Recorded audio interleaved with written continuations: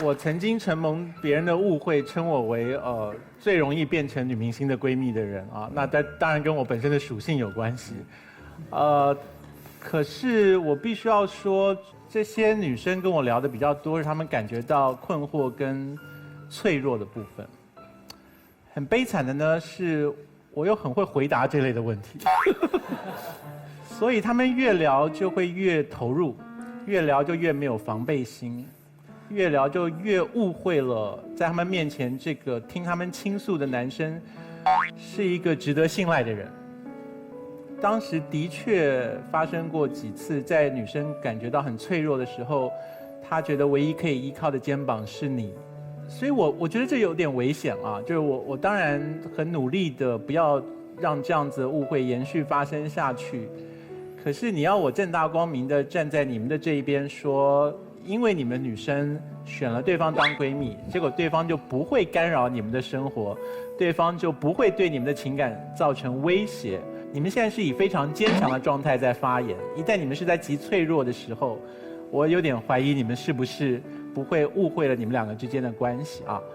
所以我的确今天的题目我是认真的觉得异性闺蜜是有危险的哈。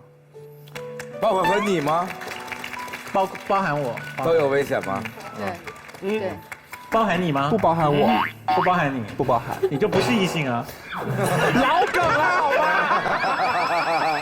因为康宇哥讲的意思是这种影响不是说掠夺，就是我会掠夺你的情感，而是他可能会左右你对情感的判断，所以这种闺蜜是势必你要引起重视。因为一开始但是总比同性闺蜜恨不得你跳到火坑里，我在旁边看才高兴。对，是吧那种女的最可怕。同性闺蜜说去呀，勇敢去爱呀，他有老婆怕什么呀？去呀。对其实在旁边心里看的高兴死了。对呀。你的生存环境还是那么恶劣。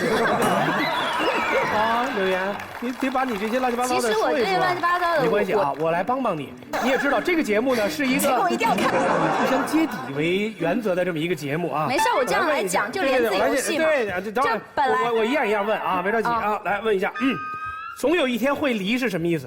不是会离开你，其实不，我是这么理解，总有一天会离，开你是另外一个事儿。你先说总有一天会离吧。好，我就说总有一天会离吧。对，就是比如说马东老师，你是我的异性闺蜜，所以马东老师总有一天会离婚是吗？不是，因此你很危险，因为很多所谓的我的哥们儿，其实有可能是我腹黑一点，你是我的备胎而已。啊哈。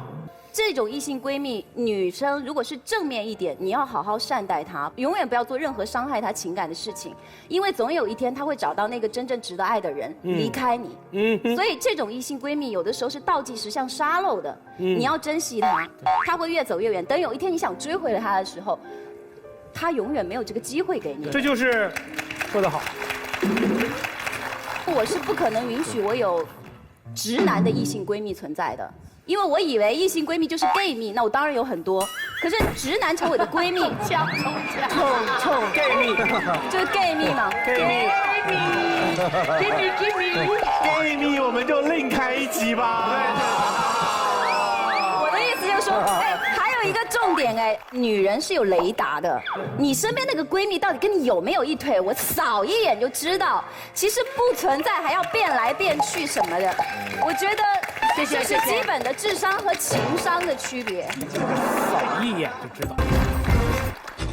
很多女生都在幻想说，她可以跟男生之间有纯友谊。我们就是这么纯，必须一定要让大家所有人警告，小心一些，对吧？要不然绿了。像我们这种女神，因为我们的人还少了吗？我们千万不能被甜甜和就说人渣，你们4个人渣，你们不能不去死。他们100%会这么干的，100%这么干。你们肮脏，你们龌龊，他们两个比高晓松还可怕。对。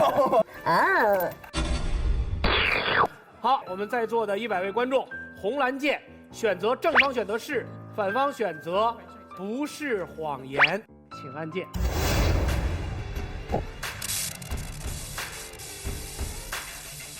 3、2、1， 45比55，来，我们把它凝固住。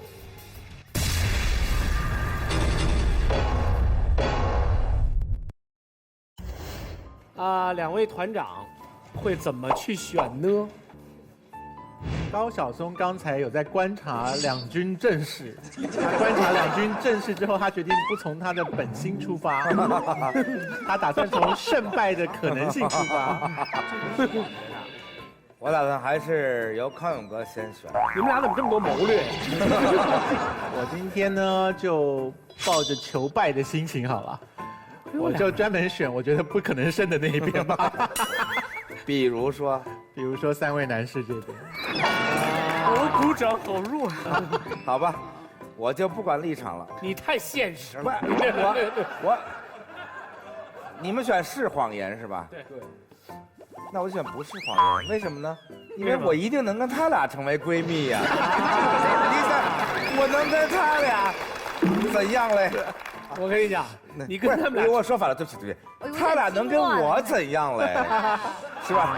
跟我，你们对我有欲望吗？哎呀，告白了！你这是赤裸裸的挑逗啊！不是啊，我这么挑逗，人家都不歇的眼神，说明我们可以成为闺蜜，对吗？所以我选他们那方。没有欲望吗？你们对高晓松没有说肉体吗？没有。那么在心灵的交流上呢？哦，在精神上啊，也没有。在精神上就是闺蜜了吗？在精神上不就是闺蜜了吗？谈得来才叫闺蜜。对啊。柳岩同学，你觉得呢？比如说你跟康永哥，你用我做例子特别不准确。就比方说你跟高晓松，我知道。如果说我跟高晓松老师是异性闺蜜，我觉得不太可能。但如果说是非常好的朋友、知己，就是没有到闺蜜那么热络的程度，哎，咱们不带拆解这闺蜜到什么程度叫闺蜜，就是闺蜜一定是比较亲密的程度。一男一女有没有可能只是哥们儿，而不发生任何情感关系？那可以，没问题。好，那就是他是支持这边，这边的，没错。现在谁是正方？你们是正方，谁先说？男人是有目的性的，所以他要做女生的闺蜜来达到他的目的。谁会冲过去说柳岩小姐，我要跟你在一起，你愿意跟我在一起吗？柳岩就会说你这个神经病。蔡康永老师在他的微博当中曾经写过这样的一篇文章，说我们不要急于的先做孔雀开屏，告诉大家说你有多么好，多么美，给自己3分钟缓冲期，考虑一下对方要什么。好好去想一下，男生跟你说要做朋友，他没说一辈子跟你做朋友吗？承诺有的时候就像放屁，说的时候是惊天动地，说完之后是苍白无力，是不是这个道理嘛？谢谢大家。没有任何变化，谢谢你。真是苍白无力啊！好，你们俩谁先说？我先说，来吧。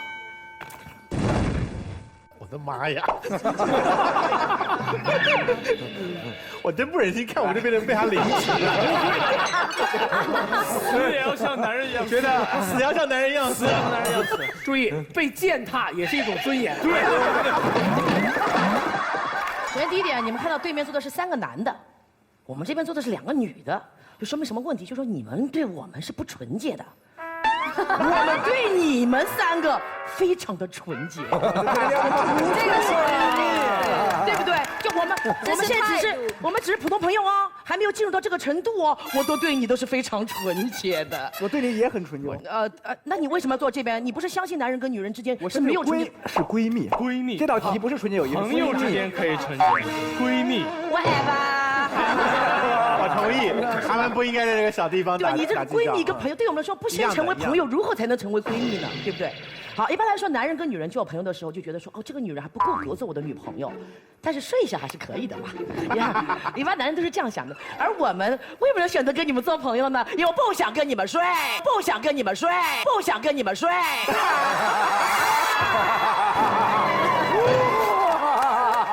范甜甜，你所说的那种情况，既不是朋友，也不是闺蜜，对，只是友而已。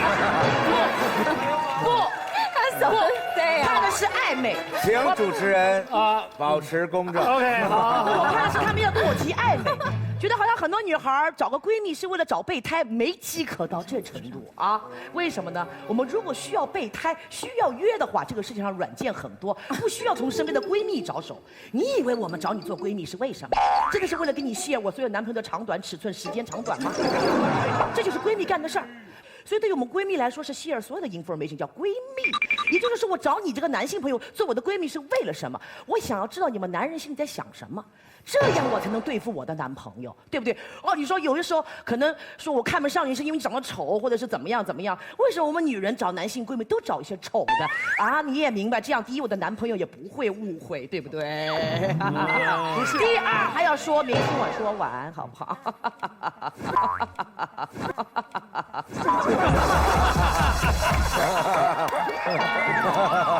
这简直是肆意利诱。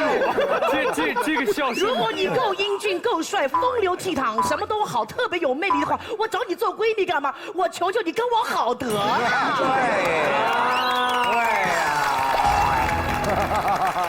哇，你们3个是不是有一种被判了10年徒刑的感觉？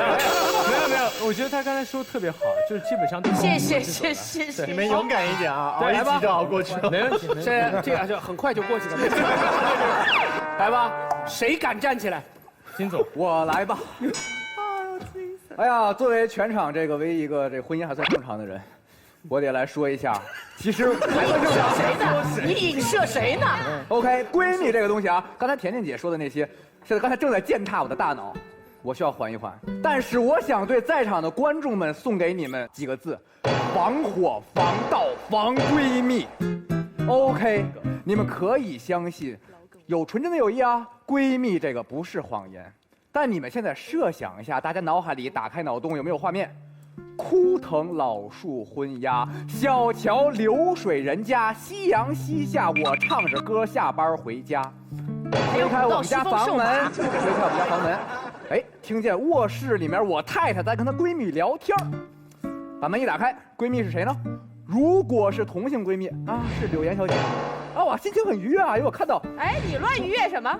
我因为我有自己的时间喽，我太太跟她的闺蜜聊天，我好开心啊！我可以回去打撸啊撸，我可以回去打DOTA。但假设我还没推开那门呢，我听见屋里传来什么敲木鱼的声音，哒哒哒，一开门是个异性闺蜜马东老师。我当时心里你已经发现了，我这就回家。你到人家闺房去，你带木鱼干什么呀？我怕我把持不住啊。OK， 然后当时呢，但是作为一个绅士，我肯定要表示了。哦 ，OK， 你们有纯真的友谊，你们有真正的闺蜜，我不打扰你们。让我回到房间里，打开我的DOTA，打开我的撸啊撸，我点根烟，但我的手是抖的，我没有心情打游戏。我就算相信他们再纯洁，我也要竖着耳朵去听。大家可以想象那个画面感，换成在座的任何一位，无论是男生还是女生，当你们的另一半有这么一个，他告诉你 OK 不是谎言，很纯洁的异性闺蜜的时候，你心里会是什么感觉？你还能够那么轻松的吃着火锅唱着歌颠颠颠的回家吗？不可能好吗？所以真的亲爱的们，你们看我为什么今天穿这件衣服啊？如果你的女朋友有蓝颜知己，好吗？拦着拦着你就绿了。如果你的 OK， 如果你们真的那么很傻很天真，相信异性闺蜜不是谎言，那么你们再设想一下最后一句话。潘金莲如果说西门庆是她的异性闺蜜，你信你就是武大郎好吗？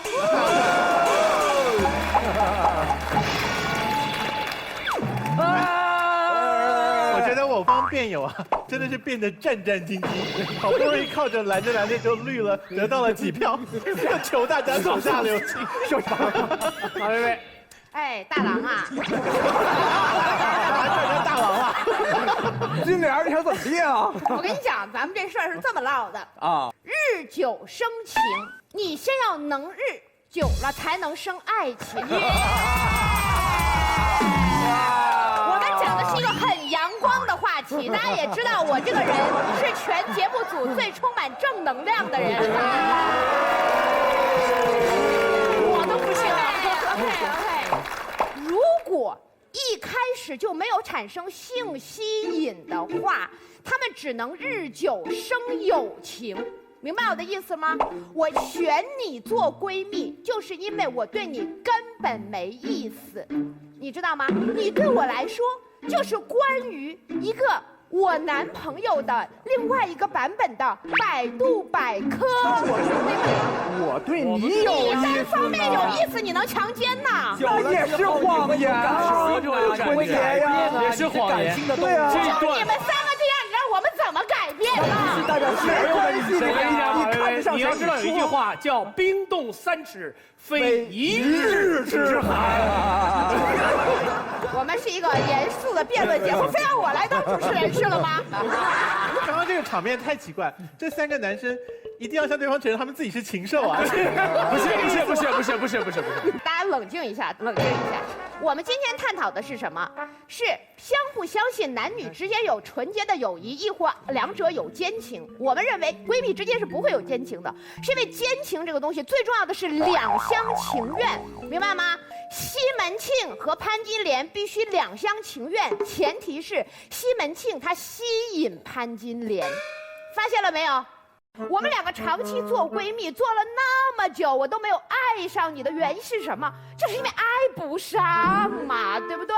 这个时候你男人如果非要多心的话，坦白讲，你只能把你女朋友密室禁锢。为什么？因为这个世界只要还有其他男性，对你来说都很危险，对不对？所以3位需要改变的是心态，不是你的女朋友的交友范围。OK， 好，该谁说了？该我了，张爱丽。异性闺蜜不仅是个谎言，而且它还是个美丽的谎言。尤其是对那些一开始在苦苦追求爱情的人来讲的话，确实是这样。我拿我自己举例吧，我在中学阶段的时候特别胖，有92公斤，184斤，然后呢，整个骂谁呢？什么意思？什么意思？对不起。好来，我们不要做人身攻击的意思。没有，是，但就关键当时的话，我也没有什么才华，而且我身上有很多毛病啊问题，然后就追不上女生。我曾经给过一个女生写情书，结果这个女生呢，就当着我的面的话就扔掉了。所以这个时候男生会怎么办呢？我会试着呢成为她那个特别贴心的异性闺蜜，但说实话，我实在是太痛苦了。我相信今天有很多男生可能跟我一样的痛苦感。我也特别希望女生能关注一下周围的男生，说不定他真的是特别想和你在一起，但他又害怕，他确实也没有什么其他的方法，所以说他在默默地陪伴着你。但如果你也能往前走一步，打开这个美丽的谎言，你们2个就会成一个幸福的未来。非常感谢，谢谢。我也没听进去到底是什么意思。哎，不过没关系。怎么了，潇潇？我跟你说，刚才范甜甜真的，你差点一句话就要把我赶过去了，你知道吗？作为一个加了微的中国男闺蜜，我对我的长相还是非常有自信的。首先，我告诉你们，你们直接就犯了一个概念性的错误，不要一直给自己冠男闺蜜这样的头衔。你们的角色定位是要由女生来决定的，你们到底是男性朋友还是男闺蜜？我的女生朋友跟我在一起的时候会跟我说什么？她会告诉我，她说隔壁那个臭3八隆了胸，偏告诉我是吃木瓜胀的奶。我们2个在一起会做什么？在车里肆无忌惮的放屁，最后还得意洋洋的告诉我这是最新型的空气清新剂。所以我告诉你，女生选择闺蜜有她们的自己的标准和操守，不要一直给自己戴男闺蜜的帽子，你们配吗？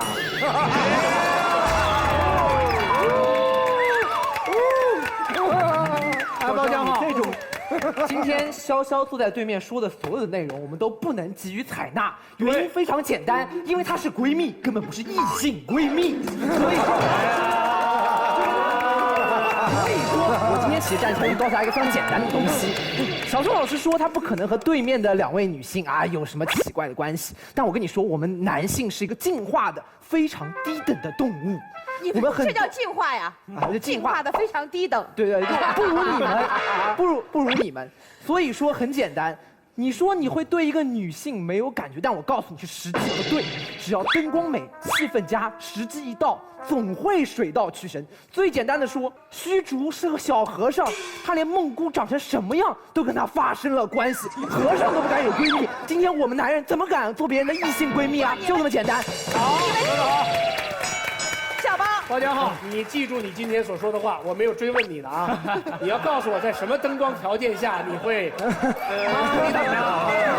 包，你们，我先说一件事儿，我也想说，你们今天问到的到底是你们要做男闺蜜，还是你们要做电车之狼搞尾行啊？你们今天根本不是男闺蜜。你先坐一下，让花溪冷静点，我被人身攻击啦！去死！来，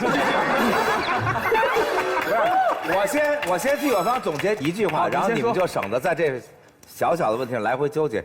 这一方的意思就是说，不要说你是个女的了，你就是一块五花肉，他们也会忍不住，就是这意思嘛，是吧？就是你是块五花肉，他也会忍不住的。好，对，花溪。今天他们3个人有一个出发点，叫做什么？我一定是抱着某种不可告人的目的靠近你，才跟你当闺蜜的。但是所有的人都不傻，尤其是女生。当一个男人不怀好意的靠近你的时候，女生是会有防备心理的。尤其是一个有伴侣的女性，她一定会把你推开的，除非这个女的就是潘金莲。可是潘金莲的谎言不是她的异性闺蜜，而是她爱你，她爱你才是异性闺蜜。告诉你，这种女人你都不用担心她异性闺蜜，快递小哥都有可能成为你的威胁。所以你们今天就不要再说男人是低等动物，靠近你都是有目的的。拜托，不是所有男人进化的都不完全。啊，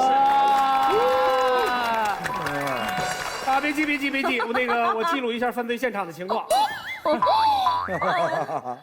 我已经被他们。这什么意思？这是？就是因为他们越辩论，然后我也会思考，然后我自己都有点弄乱了。但是我找我还。好，你梳理一下，一会儿再说。大脑中的一些沟回，因为大脑里边容不下这么多沟回，所以要放在。一会儿再说。颜如晶，你别以为没你的事儿，我跟你讲，为什么在这一边我要点你的名？你看看，你们全是8个人，7个禽兽，还有一个禽兽不如，就剩你了。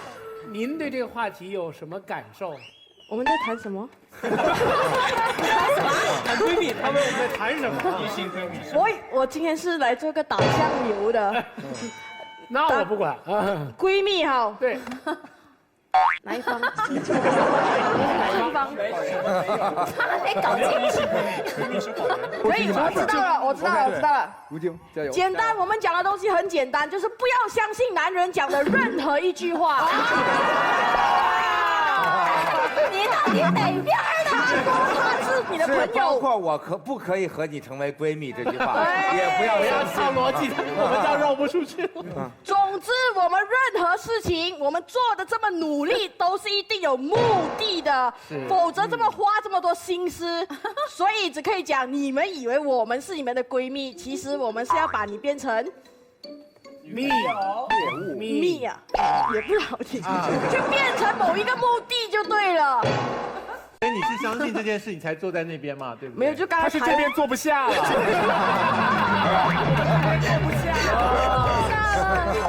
是该排位的时候说坐不下，只有我一个乖乖的跑过来自己想要坐一坐。啊，辛苦你了，辛苦。你愿意把那个椅子一块搬到那边去坐吗？也可以，快点过来。我连搬都懒得搬就坐。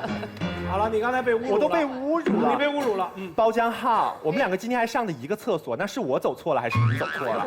我告诉你，对面今天所有的男生，你们刚才其实一直的观点就是什么？男人都是色胚，女人都是傻逼。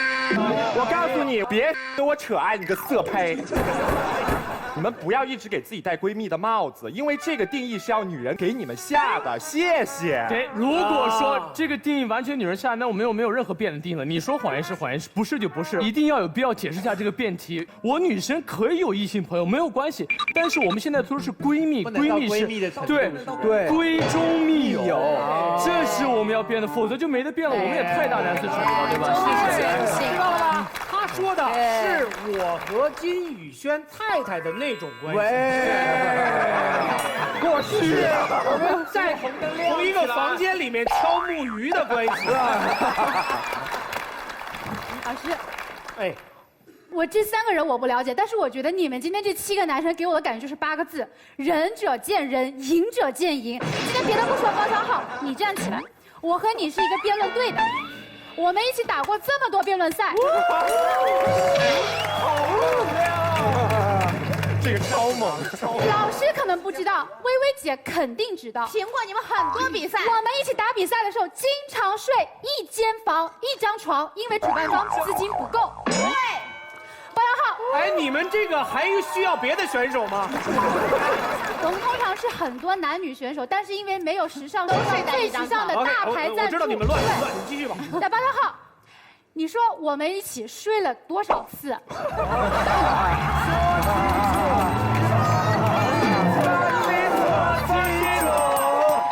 从小到大哪一次亲密接触和所有女生的情史我都知道。我的情史你也知道，包括我素颜，连我男朋友我瞒了1年才敢让他看。你进队1个月我就让你看了。现在你跟我说这个世界上没有真正男女的朋友，那你说说吧，这段时间你到底对你学姐怀的是什么样的心情？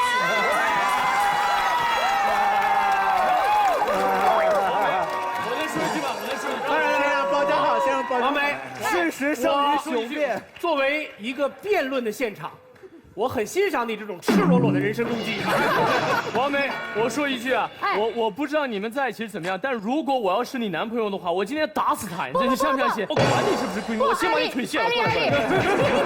阿丽，你听我跟你说，我和我男朋友有一次吵架，吵得非常厉害，我大半夜凌晨2点钟在悉尼街上，1个人都没有，我走。我当时想到谁？我打电话给包江浩，打电话给我们辩论队那些男生，我说你们能不能来机场接我？我买错了机票，包江浩开80公里的车，薇薇姐都知道，开了80公里来接我。这种感情，我男朋友特别的放心，他当时打电话到警察局去报案，可是后来一听在包江浩那，我男朋友当时就稳下心来，知道我这个人是安全的，非常的放心。就这样一种大爱呀！但是如果今天你要跟我说，你居然连这种感情你都跟我说，其实你是觉得根本没有这种感情，那我估计以后我男朋友再也不让我跟他一块坐飞机。好，你请坐啊，你请坐。这个节目现在给包江浩一个机会。这个节目现在变得很可怕，我要不现在当场表白，我就没法自处了，你知道吗？其实很，你有一个办法，当场自宫，就要全解决了。这个。现在其实说明一个东西，就学姐还挺不可靠的。我和王梅这种关系绝对不能叫闺蜜，即使我们可能相互之间被迫在1张床上苟且了那么20分钟，对吧？因为我们是同一个辩论队的队友，我们出去打比赛，我们肩负的都是莫纳什辩论队这个称号。我们的付出很简单，我们是战友的关系。当在战场上的时候，这个时候彼此之间还有什么性别之分？你为了莫纳什大学辩论队的荣誉跟我讲，你从小到大要追哪个女生，看上了哪个女生，也是为了我们学校的荣誉吗？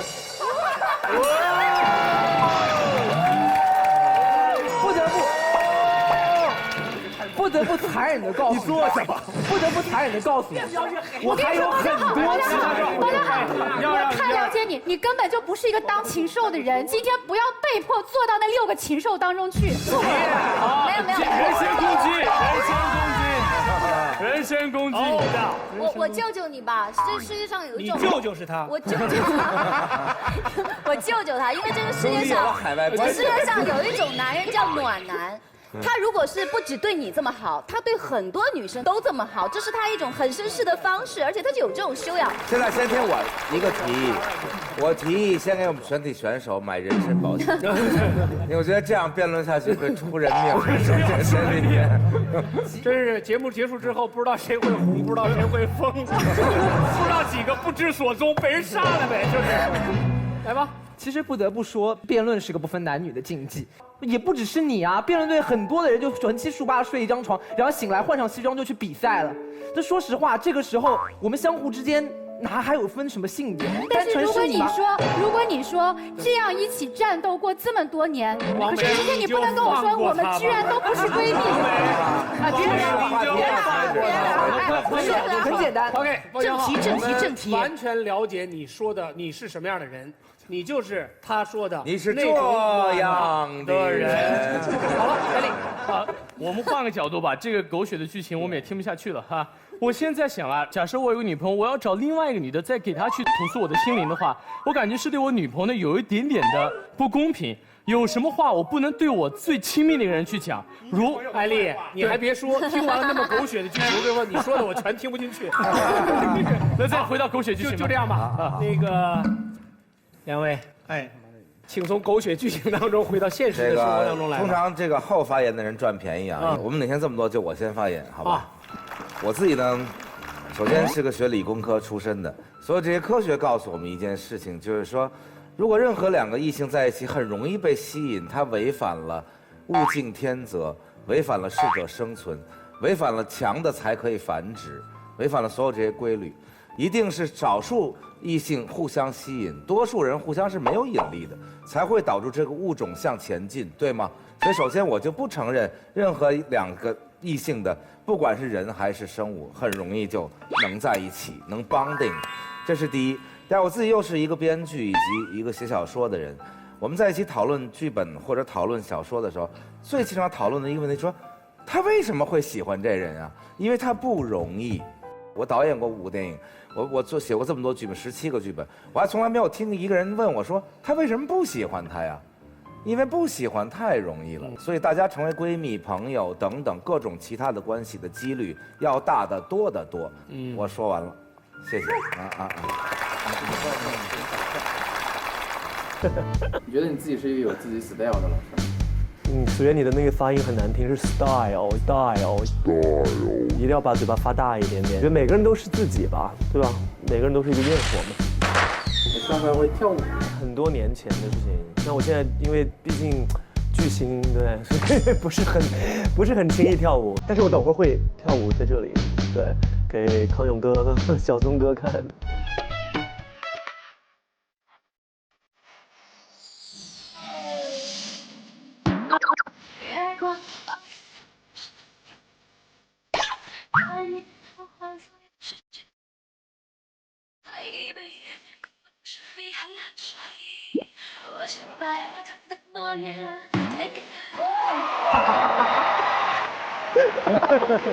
大家好，我叫做周思成，我来自于长沙，我是名英语老师。其实我在来之前我会紧张，我见到考永哥会不会哭出来？因为您真的是我的睡前枕边男神，很多人肯定都这样说过，但是真的我每天如果不看到您和 S 姐主持节目，我真的是睡不着，所以我周六周日都睡不好，因为周六周日没有康熙来。想你的365天。所以我刚才看到您的时候，但是你从我身边走过的时候，我觉得特别的震惊，因为真的那种默契，5、6年来的默契，然后就一下迸发出来。什么默契啊？我觉得就是我单方面对您的默契，所以我刚才对您笑了一下，您对我笑了一下，我觉得特别的平和。今天来的时候，我看到马东老师的时候，我觉得很紧张。您从我身边走过的时候，当时那个气场，那个杀气，当时您的嘴巴是往下垂的，立刻让我想到一首歌叫《董小姐》。董小姐里面有一句歌词叫做“你嘴角向下的时候很美”，我当时听的时候觉得不合逻辑，嘴角向下的时候因为是一张扑克脸，对，要配合一下这个表情。嘴角向下的时候明明很凶，我觉得不会很美。因为我家里没有草原，你知道吗？那你怎么会招惹到罗永浩呢？因为他在出新东方的时候呢，因为出去以后他自己开了一个英语学校，所以他就要说前面的不好。然后呢，他就说新东方是一个靠跳舞唱歌的地儿。然后呢，因为我经常跳舞嘛，然后我的视频有一个视频在网上特别火，他每次都要把我的视频放到第一个来说。然后呢，他就给我取一些很奇怪的名字，什么娘娘腔啦、人妖啦。我就跟他说我不是人妖，我就是妖，我就是妖，就是妖。别这样，别这样，我。对，所以我就觉得你根本就不认识我，你还要说我，我觉得这是一个特别肤浅的事情。可是他说的是真的，你在课堂上面教学的时候唱歌跳舞。对，是，我不觉得这样有什么不妥的地方。虽然没有不妥，可是他举的例证也就没有错啊。可是他说新东方只靠唱歌跳舞，他特别喜欢去混淆概念，我觉得这就是辩论的一个很奇怪。所以你在教课的时候，除了唱歌跳舞之外，有比唱歌跳舞更重要的事情吸引了学生？当然，就是我讲课特别的接地气，特别的抓住学生的心。你教我们一个单字，然后是用接地气的方法。好，英语单词教学现在开始 ，Lesson 1。有一个词比较的难，叫做 fraction。叫做少部分，它的反义词叫做 majority。所以说我们经常说 a majority people, a fraction of people， 所以很多人记不住这个词，什么叫做小部分？你看它的前面叫 FR， 后面叫 action，action 叫做行为 ，FR 是谁的前缀？芙蓉姐姐的前缀。所以芙蓉姐姐的行为只有少部分人能理解，这叫做 fraction。那要是说我说那 majority 反义词是 minority， 那 minority 怎么记呢 ？minority 来自于前面的 minor，minor 来自于 me 就是 mini 的意思，表示小，所以 Mini Cooper 大家都知道，就代表小部分。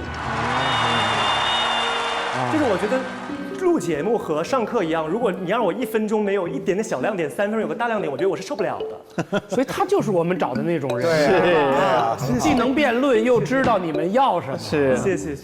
好，那我们会期待你接下来的表现哈。谢谢康永哥，谢谢思思老师，谢谢。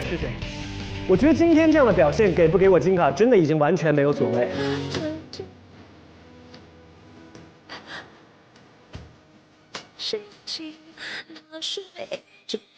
我最开心的一句话就是康永哥对他们说，所以这就是我们想要的人。我的枕边男神蔡康永，我要跟你更加近距离的约会。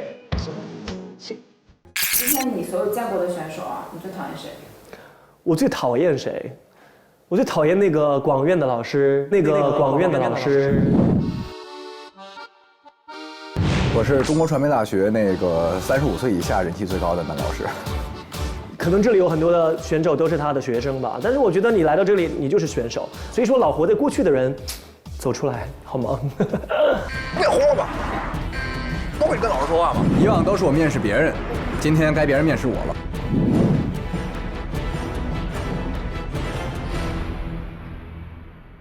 在传媒大学呢，被同学们称为麻辣教师，也称为男神教师。当然，男神教师这个理由呢，很明显啊，还是一表人才的啊，这一点倒是看不出来。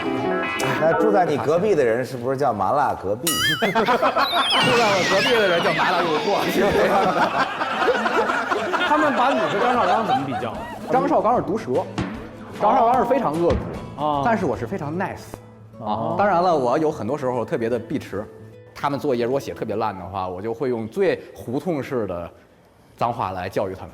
比如说前2天那个我带的班，然后大2了，学了1年编剧了，写的作业非常的烂，就是你们学了1年的编剧了，还给我教这个，你们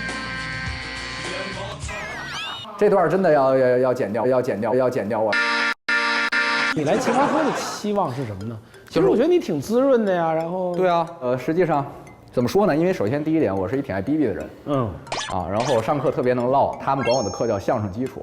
第一点喜欢逼逼，第二点呢，我是一个这个有点好为人师，其实也某种意义上不是好事儿，但是在大学可能比较好。但是我想，反正上奇葩说，咱们 you can you 逼逼。我作为一个编剧，我编了一辈子瞎话了，还不能给我找一个地儿说句真话吗？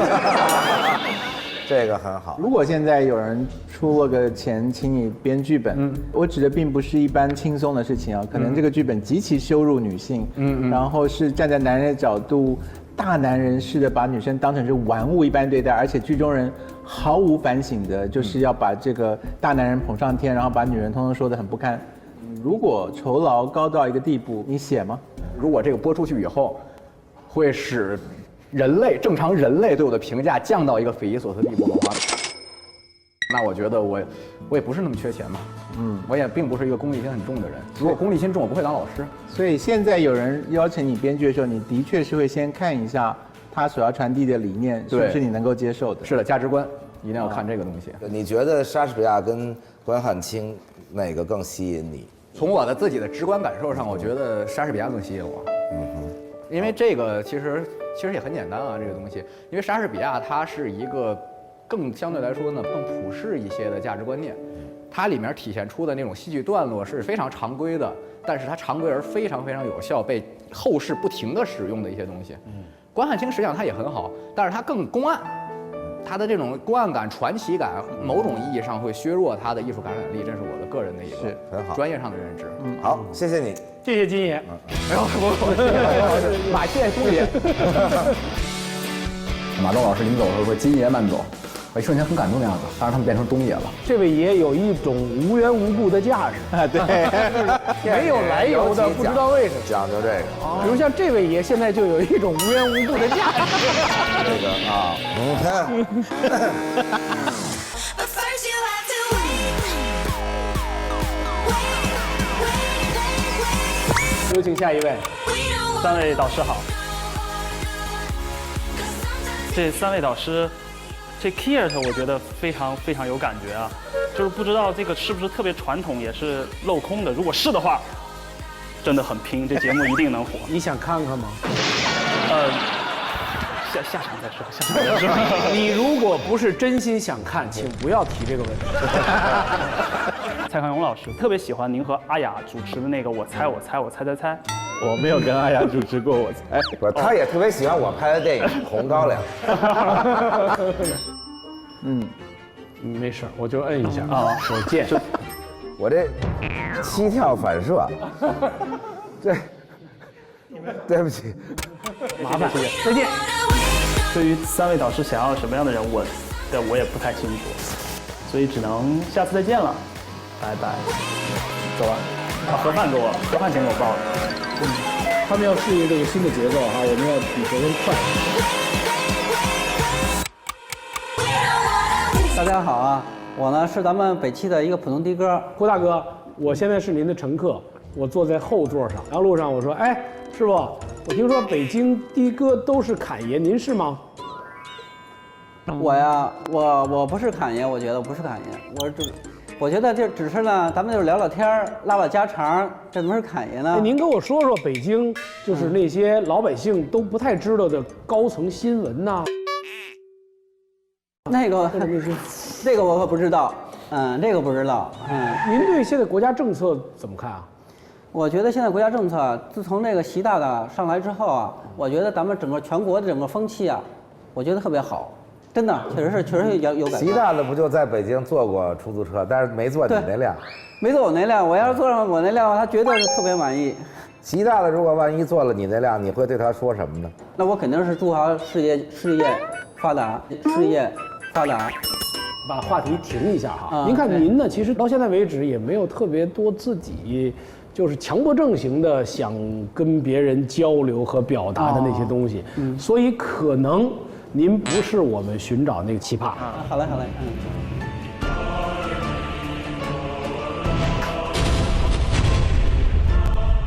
前面一些选手状态不是特别好，不是一般的不好，特别的不好。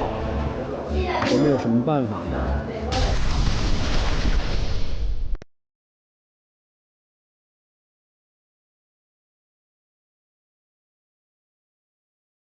奇葩说，我来了。Oh yes，Hello，高老师好，蔡老师好，然后马老师好。我叫樊凌峰，就是因为我涉世未深，所以与众不同。还有我有点格格不入，但这样的话可以熠熠生辉。而且我这个人有点乱七八糟，但是我觉得这样子可以让我生机勃勃。如果爱奇艺选了你，我觉得至少可以活10年，而且意义会更大。如果我们真的失去你了，应该怎么办？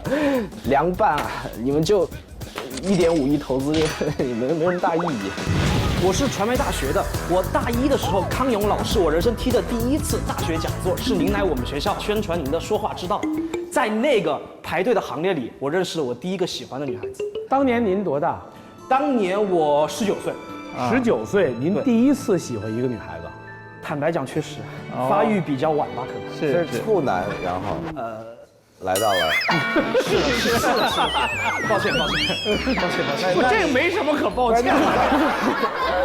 你当时如果在队伍中认识了一个喜欢的女孩子，应该也就无心听接下来的演讲了吧？哎，我认真听了您的演讲，您的演讲说话之道最主要的就是倾听别人说话，然后再说自己的话。但是我觉得不一定要倾听别人，也不一定仅倾听别人，你可以倾听大自然，可以倾听一件衣服，也可以倾听一片黑夜。有点请教，如何倾听一片黑夜？你晚上的时候，比如打开窗户看到层层叠叠的夜，你可以去计算它的颜色的分布，然后你可以去感受微风吹在你脸上的时候，你会想起谁？你是不是拿我当排队里那女生？小东老师，我跟你说一下哈，你的原因其实我以前是一个很瘦的人，但我也很喜欢电影、音乐、文化。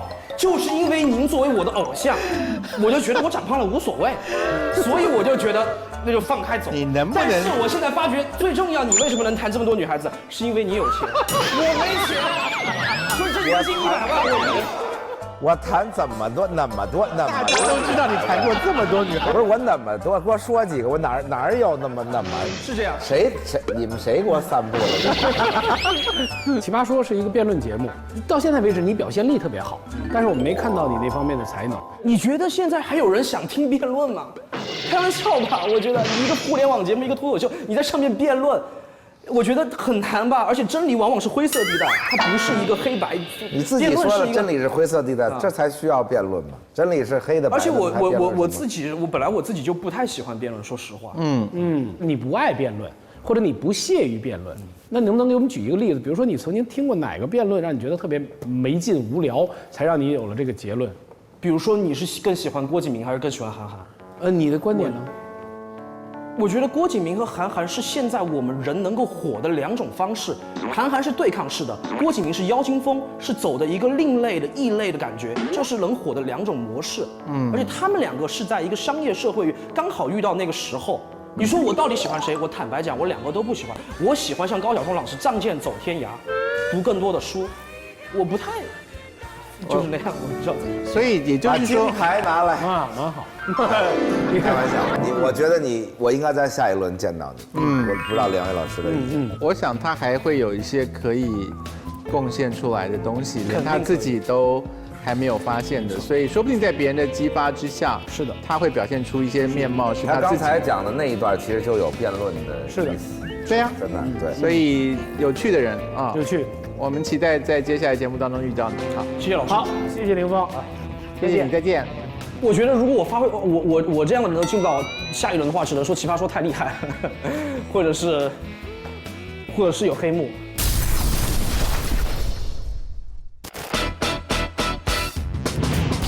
本节目由时尚最时尚的美特斯邦威独家冠名播出。一定要下载爱奇艺视频看奇葩说呀！感谢有态度的网易新闻客户端，微博关注爱奇艺奇葩说跟我们互动，微信添加奇葩说订阅号，每天推送纯干货，喂饱你。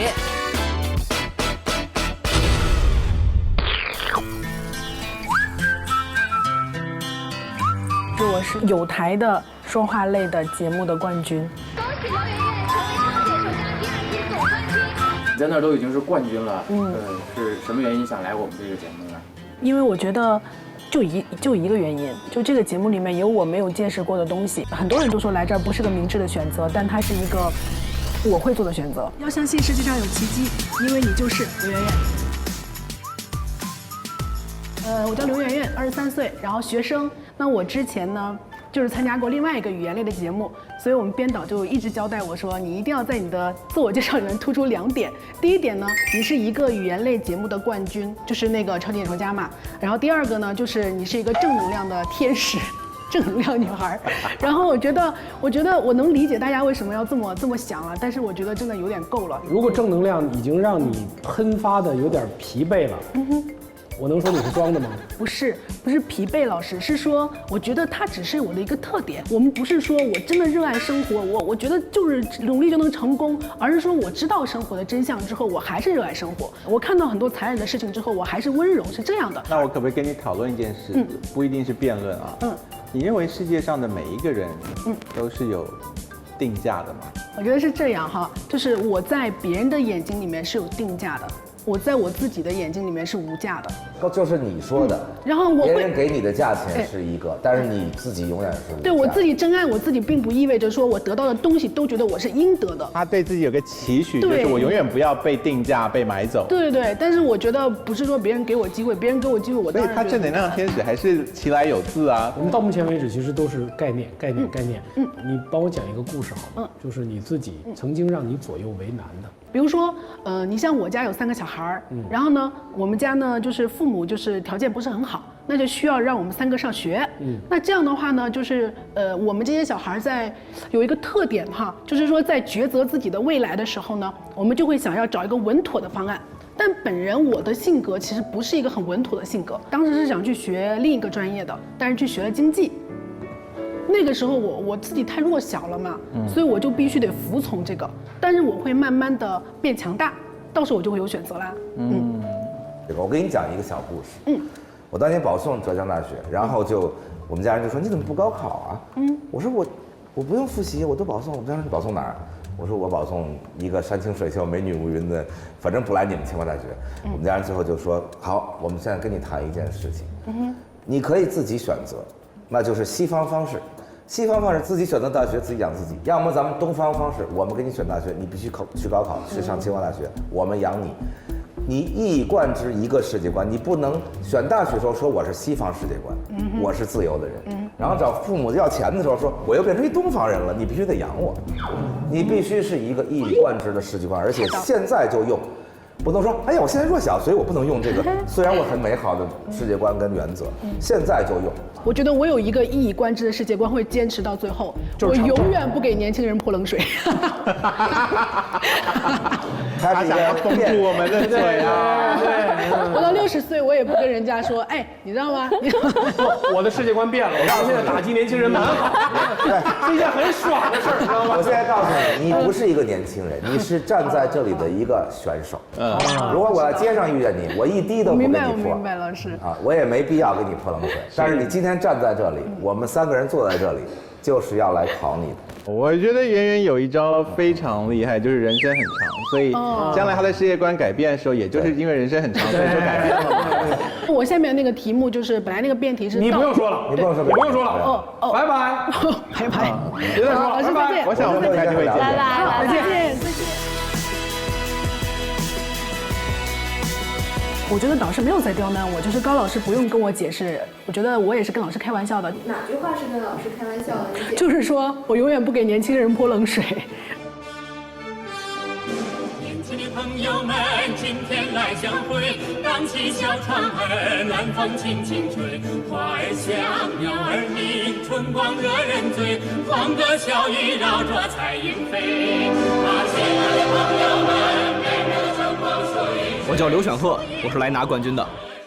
2012年的时候呢，我骑车去伦敦看了一次奥运会，历时5个月，然后5000多公里。我走那一段是西欧最发达的地方，然后在走中国这一段的话，经过了很多比较穷的地方，也经过很多非常富的地方，像上海、南京、江浙一带，也经历了很多就是非常贫困的地方，比如像粤东那一带。所以的话，就会有一个对整个国家也好，对整个世界也好不一样的认识，所以我觉得我是一个价值观非常完整的一个人。我觉得一个整体的完整的价值观，首先第一个关键词是包容，第二个叫做不断的去更新。我认为每个人价值观都会有变化，在你的不同时期，你可能看重的事情不同，但是你有一套整个东西，知道自己整体而言的核心一个东西是什么。价值观这件事情是你看待所有问题的一个方式。我今天看待奇葩说是这个方式，我今天看待比如钓鱼岛问题是这个方式，我用这样一套价值观，我是能够看待几乎所有问题的。而在看待所有问题，但是你并没有遇到所有问题。对，当然，所以你在你这个年纪，因为你遇到的问题还远远跟你人生差得很多，是这样。所以你不能说我已经能够用我这一套价值观面对我能遇到的所有问题。我觉得其实你不抛出或者贩售这个世界观或者价值观的时候，你是个很有意思。年轻人是年轻人很爱干这件事儿，就结果搞得自己很狼狈。消失的传统有没有必要找回来呢？我觉得这个传统实在是太多了。有这个传统文化呀、传统习俗啊、传统艺术等等。第一个反应的那个具象东西是评书。我从小就特别喜欢评书，我从小学就开始学。我跟单老师和刘延广老师学评书。话说在这比赛现场有这么一号人物，龙眼神仔细打量，就见此人，他身量不高不矮，不胖不瘦，细腰炸背，双肩暴龙。往脸上一看，眉生八彩，目如朗星，主得端正，英华满面。尤其那双大眼睛透露着睿智与幽默，把眼珠子一瞪，放出2道寒光来。是。最后问你一句，你想传承的、保护的评书，是你师傅单田芳那评书呢，还是早就已经被淘汰的？按照那个标准讲，你师傅那都不叫评书的那个评书呢？其实我更想传承的是，古代，然后并且呢，经过现在改良之后的我老师的评书。所以啊，你要传承的其实不是古代传统文化，而是被经过改良、淘汰了很多东西之后的留下来的。我是那种钱包里边的钱一定要按照面值的大小排列整齐，如果不排列整齐，我一定会疯。而且原来我也碰过壁啊，我比如说什么电视台招聘啊，一说什么星座啊，他们一八卦一问，我说处女座，然后他们说咦，那个表情都特别难看，然后就仿佛心里说。处女座我们才不要你那么事儿。但其实我心里非常骄傲，我就觉着处女座都是钻石，都是钻石。我是想先平反一下处女座，然后呢，我是处女座里边的奇葩，我像一个脱缰的野马一样狂野。脱缰就跑不动了吧？不是跑得更快了，而且是丧心病狂的跑。肠子留在奔驰的路上，那太是这个，最多能跑150米，对，拖出长的一条尾线，华丽的弧线。对，高原，我觉得你是一朵奇葩，但是奇葩说对你来说太早了一点，也许再过个2、3年、3、4年，还有奇葩说，你再回来的时候，因为那时候你可讲的东西，可能会多一些，对，可分享的东西可能会更多一些，不是你的问题，是时间还没到。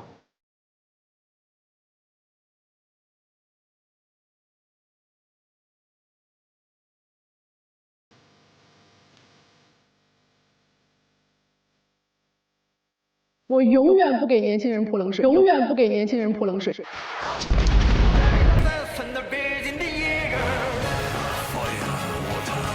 各位老师好，你好。上一位选手好拼啊！我觉得我除了现场表演生孩子之外，估计超越不了了。OK， 你要是能生，你马上直接晋级，那位绝对我们直接让你冠军，你赶快生，快点。 OK， 我的名字叫花溪，然后从小异性缘齐家，然后做了15年的专职男闺蜜，然后这件事情上有一个案例跟大家稍微分享一下吧。我有一个女性朋友，她的男朋友的前女友杀回来了。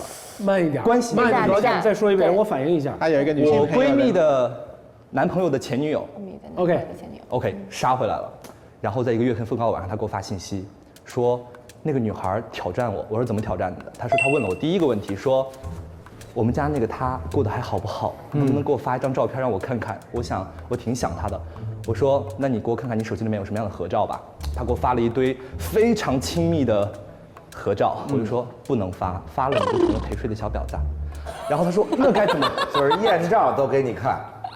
男闺蜜，然后他就问我那该怎么办呢？我就说你就这么回，你说想看可以啊，你过来找我们玩嘛，毕竟朋友一场，我们俩会好好招待你的，这样就表明了你的正房立场，所以这样会觉得你很屌。然后他说好像有道理。然后他又问了第二个问题，他说是不是他把钱全部交给我来管了？但是现实情况下就是，但我又不能承认。我说对啊，千万不能承认啊，不然你就被包养了啊。然后他说那该怎么回答？我就说你就说。